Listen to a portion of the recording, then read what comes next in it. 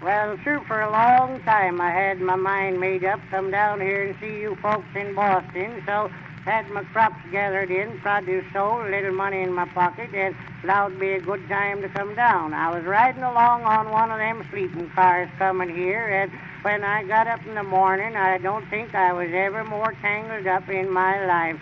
I lost my socks in that little fish nest they got alongside of where you sleep. Then I lost my collar button. I was looking all around for that pesky little button, and I noticed some feller sleeping there before left the little button sticking right inside the wall, and allowed I might as well have it, so I got out my knife and started to gouge it out, and I had put an eye out. The fellow what had charge of things come up to me, and he said, "What do you want?" I said, "I don't want nothing." He said, "Well, quit ringing the bell."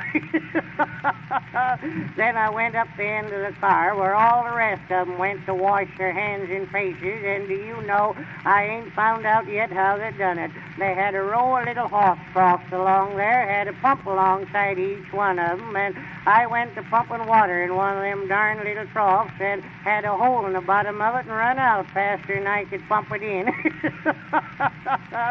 Well, I got here to Boston, got looking around. I saw the Bunker Hill Monument in your new library, and I was standing alongside of one of your old churches looking at the cemetery. I guess you got folks in there been buried nigh on to 300 years, and I said to myself, wonder what you'd say if you could wake up and see Boston now. Well, I noticed a row of little tombstones there. On one of them it said, Patience Brown, beloved wife of James Brown. On another it said Prudence Brown, beloved wife of James Brown. On another it said Thankful Brown, beloved wife of James Brown. Well, I didn't know what she had to be thankful for, but I said, Jimmy, old boy, you had a lively time while you was in Boston, didn't you?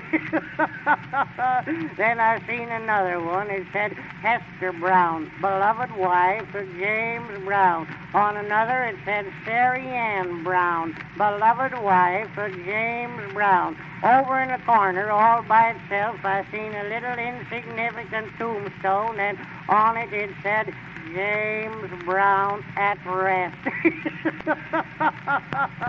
By gosh, I thought it was about time.